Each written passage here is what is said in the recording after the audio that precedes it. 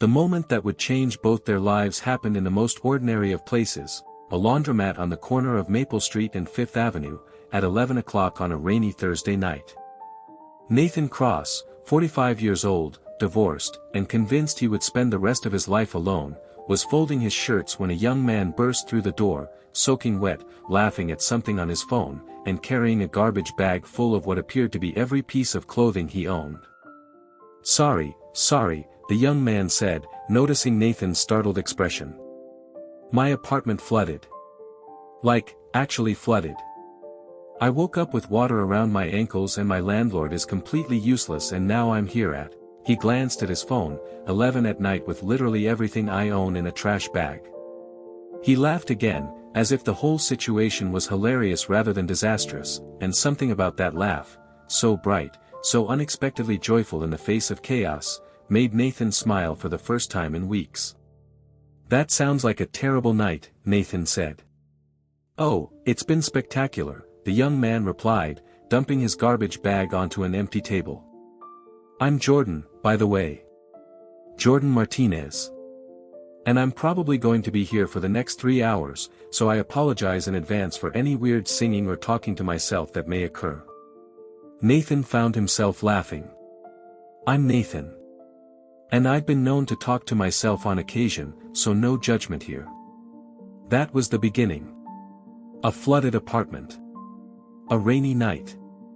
Two strangers who had no business connecting, and yet somehow did. But to understand what happened next, to understand why this chance encounter would become the most important moment of both their lives, you need to know who these men were before they met. You need to understand the weight they each carried, the wounds they each bore, the reasons they had both arrived at that laundromat believing they would never find love again. Nathan Cross had known he was gay since he was 14 years old. He had known it with a clarity that was almost painful, a certainty that lived in his bones even as he spent the next 2 decades trying to deny it. Growing up in rural Pennsylvania in the 1980s and 90s, being gay wasn't just difficult, it was dangerous. Nathan had watched what happened to boys who were suspected of being different. The beatings. The exclusion. The whispered rumors that followed them like shadows. He had learned early that survival meant hiding, and he had hidden so well that sometimes he forgot what he was hiding from. At 23, he had married a woman named Sarah. She was kind and pretty and his parents loved her, and Nathan had convinced himself that he could make it work. That if he just tried hard enough, wanted it badly enough, he could become the person everyone expected him to be. They had been married for 18 years. They had no children. Sarah had wanted them desperately, but something had always held Nathan back, some part of him that knew he was living a lie and couldn't bear to bring children into it. The marriage had ended 3 years ago, when Nathan finally found the courage to tell Sarah the truth. It had been the hardest conversation of his life, watching her face crumble, seeing the realization dawn that their entire relationship had been built on a foundation of deception. She had been angry at first. Then heartbroken. Then, eventually, something like understanding. They had parted as amicably as possible, two people who had genuinely cared for each other but had never been right together. Since then, Nathan had been alone. He had moved to the city, started over, tried to build the authentic life he should have been living all along. But at 45, after decades of suppression and denial, he had no idea how to be gay.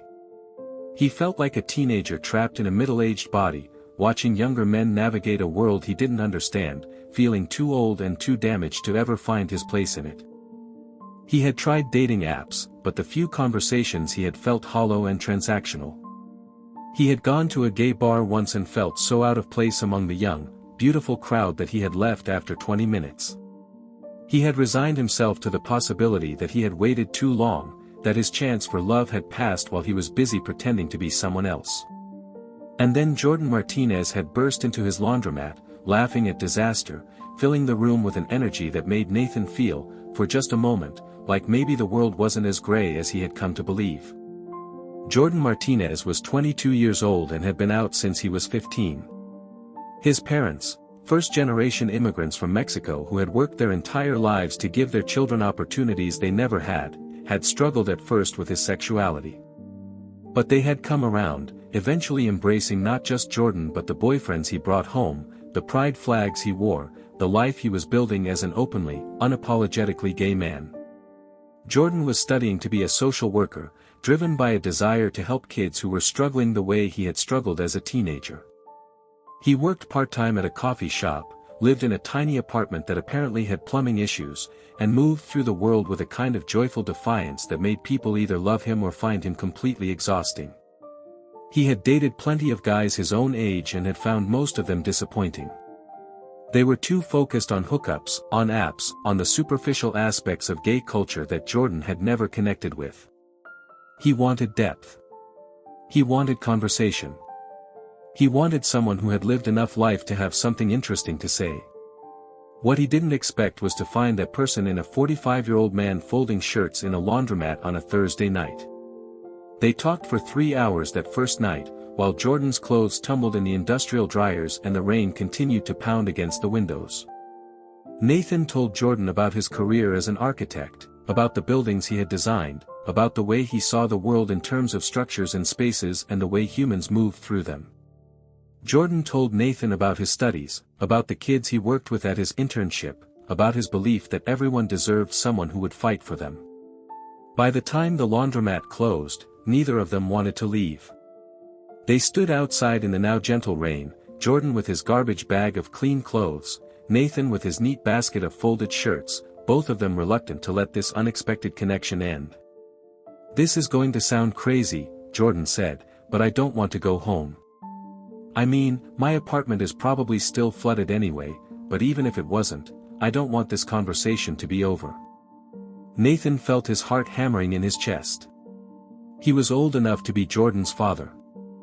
This was inappropriate. This was the kind of thing that people would judge, would criticize, would assume the worst about. But Jordan was looking at him with those bright, eager eyes, and Nathan couldn't remember the last time anyone had looked at him like that. Like he was interesting. Like he was worth knowing. Like he mattered. "There's a diner 2 blocks from here," Nathan heard himself say. "It's open all night. If you want to keep talking." Jordan's smile could have lit up the entire street. "I absolutely want to keep talking." They talked until 4 in the morning. The diner staff probably hated them, 2 men taking up a booth for hours, ordering only coffee and the occasional slice of pie, but neither Nathan nor Jordan noticed. They were too wrapped up in each other, in the unexpected joy of finding someone who understood them. Jordan told Nathan about coming out as a teenager, about the initial tension with his family, about the years of finding himself in a community that didn't always feel welcoming to everyone. He talked about his frustration with dating, with the way so many gay men seemed focused on youth and appearance and the endless pursuit of something better. "I know this is going to sound weird," Jordan said, "but I've always been more attracted to older guys. Not in a weird way. Just in a way where I want to be with someone who's actually lived, you know. Who has stories and experiences and depth. Someone who knows who they are." Nathan looked down at his coffee. "I'm not sure I know who I am," he admitted. "I spent so many years hiding that I feel like I'm just now starting to figure it out." "That's okay," Jordan said softly. "We can figure it out together. If you want." Nathan looked up, meeting Jordan's eyes. "You're 22 years old. I'm 45. That's a significant gap." "I know how old we both are," Jordan said. "I can do math. What I'm asking is whether you feel something here. Because I feel something. And I don't want to walk away from that just because the numbers don't match what some arbitrary rulebook says they should be." Nathan thought about all the years he had wasted. All the love he had denied himself. All the hiding, all the pretending, all the careful construction of a life that had never felt like his own. He was 45 years old. He was terrified. And for the first time in his life, he was going to choose what he actually wanted instead of what was expected. "I feel something," he said. "I feel something I haven't felt in, maybe ever. And I'm scared, because I don't know how to do this. I don't know how to be in a relationship with a man. I barely know how to be gay. But if you're willing to be patient with me. Jordan reached across the table and took his hand. I'm willing. I'm more than willing. The first few months were a learning curve for both of them. Nathan had to unlearn decades of hiding, of suppressing his affection, of looking over his shoulder to make sure no one was watching. Jordan had to learn patience, to understand that Nathan's hesitation wasn't rejection but fear, that his careful processing of emotions wasn't coldness but unfamiliarity. They took things slowly. Dinner dates at quiet restaurants. Walks in the park where Nathan gradually became comfortable holding Jordan's hand in public. Long conversations about their pasts, their hopes, their fears. Nathan met Jordan's parents, a terrifying experience that turned out to be surprisingly wonderful. Maria and Carlos Martinez welcomed him with warmth that brought tears to his eyes, these people who had raised such an extraordinary son, who had learned to embrace who he was, who extended that same embrace to the middle-aged man their son had somehow fallen in love with. Jordan met Nathan's world too, his colleagues, his friends, the carefully constructed life he had built since leaving Pennsylvania. Most people were supportive, though Nathan could see the questions in their eyes, the unspoken wonderings about what a 22-year-old could possibly want with a man his age. Jordan learned to deflect these questions with his characteristic humor. What can I say? He's got great architecture stories and even better arms. Have you seen his arms? Nathan would blush, still unused to being admired, still unused to being wanted. But Jordan's shameless appreciation was slowly teaching him that he was allowed to be desired, that his body and his heart were worthy of love, that he hadn't aged out of the possibility of romance. The challenges came, as challenges always do. Jordan's friends didn't understand the relationship at first, some worried that Nathan was taking advantage, others simply couldn't fathom what they had in common. Nathan's ex-wife Sarah reached out when she heard he was dating someone, expressing concern about the age difference that Nathan suspected was partially about her own unresolved feelings. And there were the strangers. The looks in restaurants. The whispered comments at movie theaters. The assumption, always, that there must be something wrong, that Nathan was a predator or Jordan was a gold digger or some other explanation that made more sense to the outside world than the simple truth that two people had connected. Does it bother you?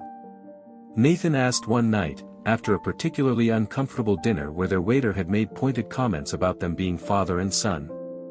The way people look at us. Jordan was quiet for a moment. Sometimes, he admitted. Not because I'm ashamed of us, but because I hate that you have to deal with it. You spent so many years hiding, and now that you're finally out, people still won't just let you be happy. Nathan pulled him closer. I am happy. Happier than I've ever been. That's what matters. But. Jordan. Nathan turned to face him fully. I spent 42 years of my life pretending to be someone I wasn't. Hiding from myself, from the world, from any possibility of real connection. I'm done letting other people's opinions control my life. You are the best thing that's ever happened to me. And if people can't understand that, it's their loss, not ours. Jordan kissed him then, soft and sweet and full of promise, and Nathan felt, for the first time in his life, like he was exactly where he was supposed to be. 1 year into their relationship, Nathan took Jordan to Pennsylvania. To the small town where he had grown up, where he had first realized he was different, where he had spent decades building walls around his true self. They visited his parents' graves. His father had died without ever knowing his son was gay, his mother had learned the truth in her final years and had struggled to accept it but had tried, in her own limited way, to understand. I wish they could have met you, Nathan said, standing before the simple headstones. I wish they could have seen how happy I am. Jordan slipped his hand into Nathan's. Maybe they can see. Somehow. Nathan wiped his eyes. My father would have hated this. He was traditional. Religious. He believed certain things about how people should live. I spent my whole childhood terrified of disappointing him. And now? Jordan asked softly.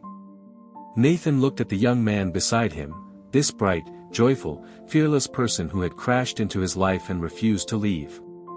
Now I realize that my father's approval was never worth sacrificing my entire self. I wish I had understood that sooner.